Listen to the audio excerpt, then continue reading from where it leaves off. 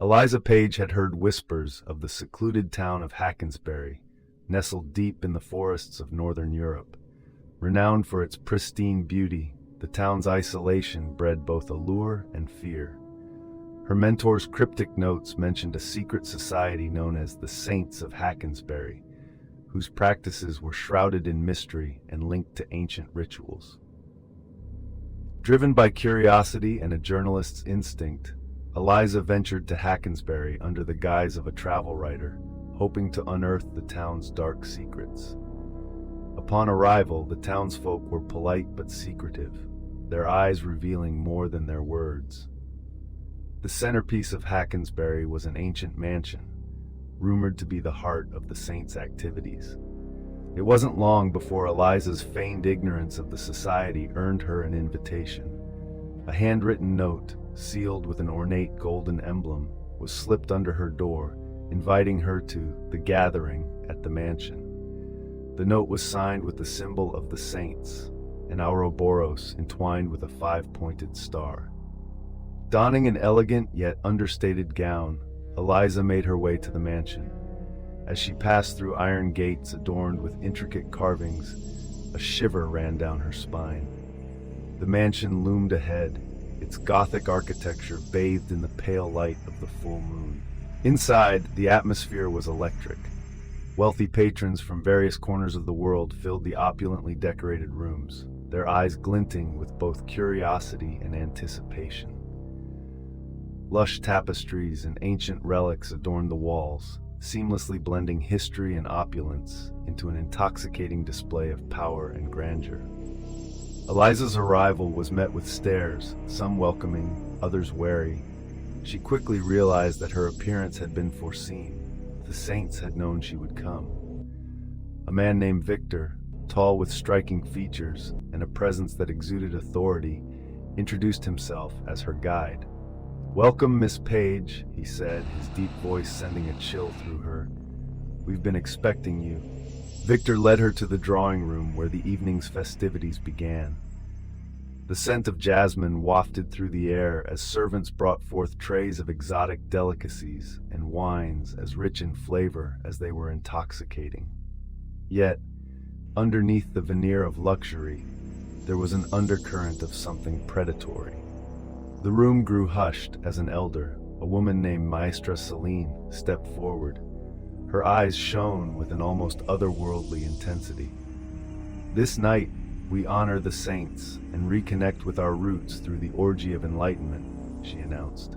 Eliza's breath caught in her throat. The room transformed as candles were snuffed out and replaced by dim, red-hued lanterns casting an eerie glow around the room. The air grew thick with anticipation and raw, primal energy. The guests began to disrobe, their bodies glistening with oil and sweat.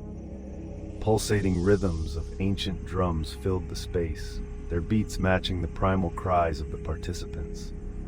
The orgy commenced with an almost ritualistic fervor, bodies entwined in a macabre dance that transcended both time and morality. Victor led Eliza to an ornately carved wooden door, its surface covered with ancient runes. "Beyond this lies the true heart of the Saints," he whispered, his voice a blend of invitation and warning. Hesitant but driven by her quest for truth, Eliza followed him. The door creaked open to reveal an underground chamber, a stark contrast to the indulgence above. Braziers with blue flames lined the walls, casting ghostly shadows that writhed and flickered. In the center of the room was a stone altar, upon which lay an ancient, leather-bound book. Maestra Celine stood beside it, chanting in a language Eliza didn't recognize. Victor handed Eliza a silver chalice filled with a thick, crimson liquid. "Drink," he commanded softly. "This is the key to your enlightenment."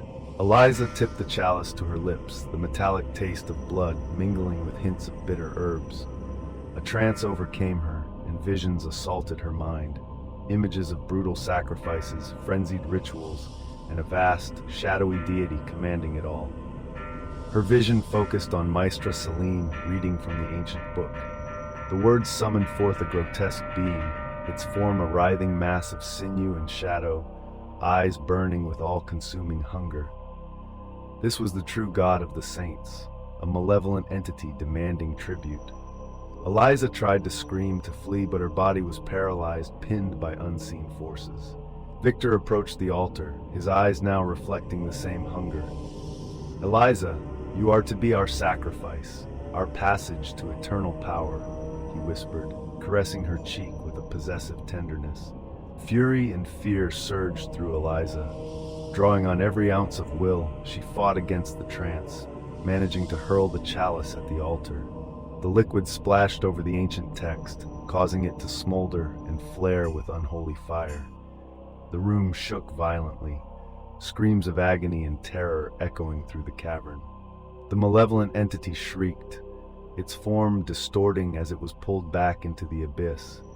The saints howled in despair as their power crumbled, their grand design unraveling before their eyes. Eliza found herself free, adrenaline fueling her escape from the hidden chamber. She fled the mansion amidst the screams and chaos, bursting through the iron gates and into the night. She made it back to her lodgings, where she hastily packed her belongings, determined never to speak of this night again. Days later, as she sat in a cafe in a distant city, she noticed a familiar symbol etched into her reflection in the window, the Ouroboros entwined with a 5-pointed star.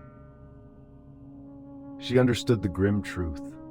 Though she escaped the physical realm of the saints, her mind and soul were marked. The Saints of Hackinsberry were shattered but not defeated, their influence seeping into the world through those who escaped. Eliza was now a reluctant bearer of their dark legacy, forever haunted by the horrors she witnessed and the roles she inadvertently played. And as she walked away from the cafe, the shadows seemed to whisper, promising that one day the saints would return, stronger and more insidious than ever.